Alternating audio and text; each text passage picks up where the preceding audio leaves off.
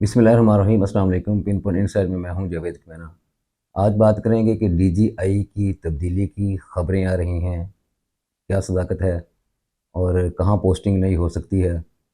दूसरा ये कि निगरान हुकूमत के जो मेन अहदेदारान थे, जो हमने निगरान सेटअप के अंदर देखे, उनको कहां कहां एकोमोडेट करने का चांस मौजूद है। और तीसरा ये कि मौलाना फजल रहमान साहब और पीटीआई के दरमियान एक बार फिर दूरियां पड़ गई हैं। उसकी वजह क्या थी वो भी डिस्कस करेंगे। उससे पहले रिक्वेस्ट करूंगा कि चैनल को सब्सक्राइब कर दीजिएगा। थोड़ी सी बात करते हैं मज़हर अकबर नकवी साहब। जुडिशल कमीशन ने कल उनके बारे में जो फ़ैसला किया है, वो आपको पता है कि नकवी साहब ने इस्तीफ़ा दे दिया था और उसके कुछ रोज़ के बाद जस्टिस इजाज़ुल अहसन साहब ने भी इस्तीफ़ा दिया था। नकवी साहब के बारे में ये था कि कुछ करप्शन के केसेस उनके ऊपर थे।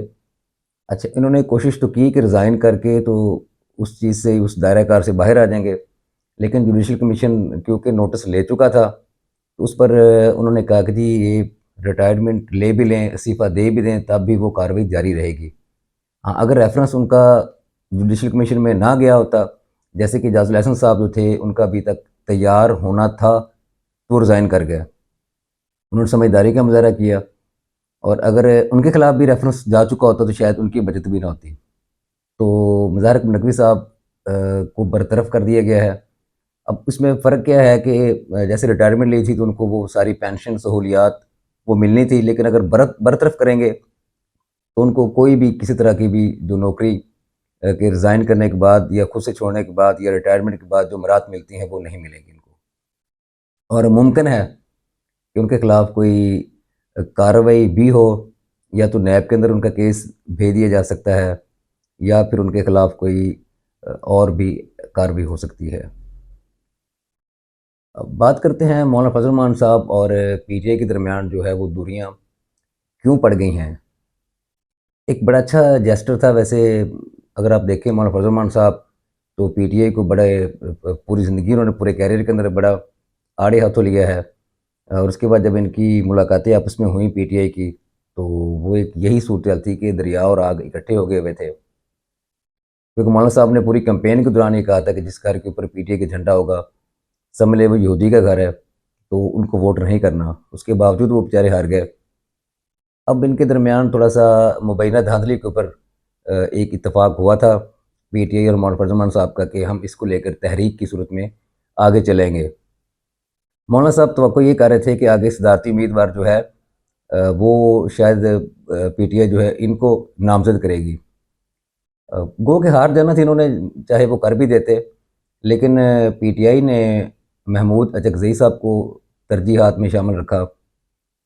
हालांकि उनकी एक सीट थी, सिर्फ उनकी एक अपनी नशिस्त थी। तो मौलाना फजल रहमान साहब की तो बलूचिस्तान के अंदर नुमाइंदगी भी है, मरकज़ के अंदर भी नुमाइंदगी है, केपीके के अंदर भी नुमाइंदगी है, और वो इनको मेरा ख्याल है अगर नामजद कर देते तो इनके मरासम मज़ीद और मजबूत होते और एक अच्छी अपोजिशन बन सकती थी। लेकिन पीटीआई का एक अपना फ़ैसला था। मगर मौलाना फजल रहमान साहब जो हैं वो हुकूमती इत्तेहाद के साथ गुस्से में हैं, और मियां नवाज शरीफ साहब जब घर गए थे तो उन्होंने काफ़ी गिले शिकवे किए कि हमें लिफ्ट ही नहीं कराई गई। तो मुझे लगता है कि हुकूमत जो है इनको मना लेगी, और मेरी इतलात के मुताबिक कोई दो वजारतें या दो कुछ चीज़ें गिफ्ट इनके लिए रखे हुए हैं, और जब बगैर वोट लिए इनको वो चीज़ें दी जाएंगी तो मौलाना साहब इनके साथ राज़ी भी हो जाएंगे, सुलह भी हो जाएगी। क्योंकि मुख्तरा ये चाहती है कि हुकूमत जो है वो स्टेबल रहे।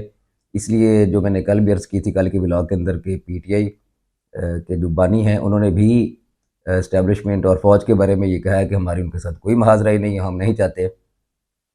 और उसकी शक्ल में फिर आगे रिस्पॉन्ड जो इदारे कर रहे हैं वो भी ये है कि मेरा ख्याल है कि आइंदा चंद रोज़ के अंदर 9 मई में जो लोग बेगुनाह मुलव्वस थे, कुछ की ज़मानतें होना शुरू हो गई हैं और बाकी की ज़मानतें भी शुरू हो जाएंगी। लेकिन वो लोग जो बिल्कुल एविडेंस के साथ, सीसीटीवी फुटेज के साथ, वीडियो के साथ इसके अंदर मुलव्वस हैं, वो कार्रवाई मैंने पहले भी अर्ज़ की होगी।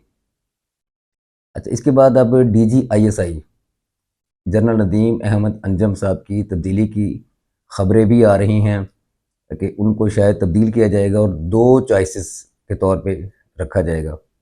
पहली तो ये कि शायद उनको लगाया जाए अमेरिका में सफ़ीर, کیونکہ امریکہ کے ساتھ پاکستان کے جو تعلقات ہیں ان کو مزید مستحکم اور استوار رکھنے کے لیے ندیم انجم صاحب جو ہیں وہ ایک بہت اچھی چوائس ہے. تو ممکنات میں سے ہے کہ ان کو سیکٹری اپنا لگایا جائے، ان کو سفیر. اور دوسرا سیکٹری اس لیے میرے منہ سے نکلا کہ سیکٹری دفاع کے جو لگنے کی خبریں ہیں وہ ہے جنرل چراغ حیدر صاحب جو ریٹائرڈ ہیں، ان کے بارے میں ہے کہ وہ سیکٹری دفاع لگائے جا رہے ہیں. حکومت جو ہے وہ، آپ کو پتہ ہے دفاع کا جو معاملہ ہوتا ہے وہ حکومت اور اسٹیبلشمنٹ کے درمیان پل کا جو کردار ادا کرتے ہیں وہ سیکٹری دفاع ہوتے ہیں. وزیر دفاع جو ہیں وہ تو ایک سیاسی بنیاد پر ہوتے ہیں، حکومت کے اپنے ہی ہوتے ہیں. تو میرا خیال وہ اتنا اچھا رول پلے نہیں کر سکتے ہوتے جو سیکٹری دفاع کرتا ہے. تو جنرل چراغ حیدر صاحب جو ہیں وہ بھی سیکٹری دفاع ان کی تعیناتی کی خبریں ہیں. اور اسی طرح پھر جنرل ندیم احمد انجم صاحب کے بارے میں بھی ہے کہ یا تو ان کو وزیر اعظم کا مشیر برائے دفاع لگایا جا سکتا ہے، یا پھر امریکہ میں ان کو سفیر لگایا جائے گا، اور ان کی جگہ نیا چہرہ جو ڈی جی آئی ہے وہ لایا جائے گا، تاکہ ایک جو پی ٹی آئی کے ذہن میں یا باقی جو جماعتیں ہیں، سیاسی جماعتیں، ان کے ذہن میں ہے کہ مبینہ دھاندلی ہوئی تھی، اس پر وہ سارا کا سارا جو ہے وہ الزام جنرل ندیم احمد انجم صاحب کے اوپر ہی آتا ہے. تو فیس چینج ہونے کے بعد بھی ذرا تھوڑا سا میرے خیال تنقید میں کمی واقع ہو سکتی ہے. لیکن کیونکہ ان کا اب تک ورکنگ ریلیشن شپ جو تھا وہ بہت اچھا تھا آرمی چیف صاحب کے ساتھ بھی اور شہباز شریف صاحب کے ساتھ بھی، لہٰذا ان کو کہیں نہ کہیں اکاموڈیٹ کیا جائے گا. اور دو یہ چیزیں آ رہی جو میں نے عرض کی کہ اس پہ شاید ہو سکتا ہے ان کو تعیناتی کی جائے، اور آئندہ اس میں چند ماہ لگیں گے. کیونکہ ویسے دیکھا جائے تو ندیم انجم صاحب جو ہیں وہ سپتمبر کے اندر ریٹائرڈ ہو گئے تھے، لیکن نگران وزیر اعظم انوار اللہ کاکڑ صاحب جو ہیں انہوں نے ان کو غیر معینہ مدت کے لیے یا اگلے آرڈر تک کے لیے ان کو ایکسٹینشن دی ہوئی تھی، یعنی کہ کوئی لمٹ نہیں تھی. لیکن اب ظاہری بات ہے ڈی جی آئی کی جو تعیناتی ہوتی ہے وہ پرائم منسٹر ہی کرتا ہے، تو وہ نگران پرائم منسٹر نہیں کر سکتے تھے. تو شہباز شریف صاحب اب الیکٹ ہو چکے ہیں، پرائم منسٹر بن چکے ہیں، تو میرا خیال ہے یہ تعیناتی ان سے ہی کروائی جائے گی اور بندے کا نام ان تک پہنچا دیا گیا ہے.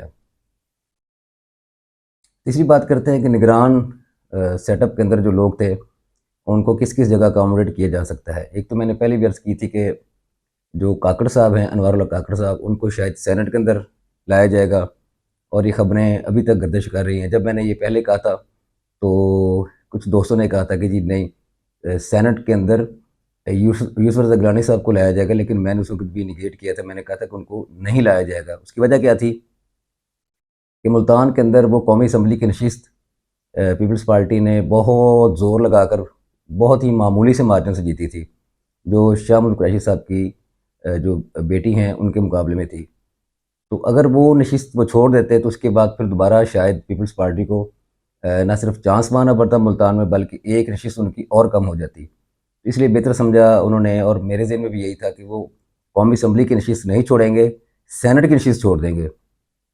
تو یہ غالب امکان ہے کہ انوار اللہ کاکڑ صاحب کو سینٹ کے اندر لایا جائے گا، کیونکہ جتنا انہوں نے خاص طور پہ دہشت گردی کے اوپر بولے ہیں اور بڑی سخت زبان استعمال کی ہے، اس کے بعد ان کو تھوڑا سا یہ ہے کہ کسی نہ کسی ایسی پوسٹ کے اوپر ایسی جگہ رکھا جائے جہاں ان کی ایک سیکورٹی بھی ہو سکے اور وہ اکاموڈیٹ بھی ہو جائے، کیونکہ انہوں نے اسٹیبلشمنٹ کے مطابق جو ہے، ان کی امیدوں کے مطابق، ان کی مانگوں کے مطابق جو ہے وہ پرفارم کیا تھا. اسی طرح دوسری دیکھا جائے تو نگران وزیر اللہ جو تھے پنجاب کے محسن نقوی صاحب، انہوں نے بھی توقع سے زیادہ جو ہے وہ پرفارم کیا تھا. اور بہت سارے عام لوگ جن کا کوئی سیاست سے تعلق نہیں وہ بھی، اور جو حتیٰ کہ پی ٹی آئی کے لوگ بھی تھے جو ماڈریٹ ذہن رکھتے ہیں، وہ بھی کہنے پہ مجبور ہو گئے تھے کہ محسن نقوی صاحب نے بہت اچھا پرفارم کیا ہے پنجاب کے اندر، کہ وہ دن رات ایک کر کے کبھی کہاں اور کبھی کہاں، اور ان کی مطلب ہے کہ ہم تو یقین کریں ان کی خبریں لگا کر تھک جاتے تھے کہ ابھی وہ وہاں پہنچ گئے اور پھر وہاں پہنچ گئے. ڈیولپمنٹ بھی اچھی کروائی انہوں نے ہاسپٹلوں کے اندر، خاص طور پہ جیسے اپڈیٹ کیا انہوں نے، اور اس کے بعد ادویات فری رکھی، مطلب ایجوکیشن کے والے سے بڑا اچھا کام، بہت ساری فیلڈ کے اندر بڑا اچھا کام کیا انہوں نے.